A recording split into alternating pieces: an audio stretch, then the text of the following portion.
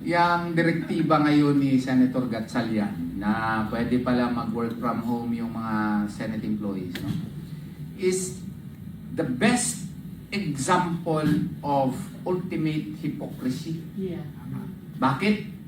Diba inaatake nila Senator Tulfo, noon si Senator De La Rosa, yung mga ordinaryong empleyado nagpapainit sa nagtatrabaho.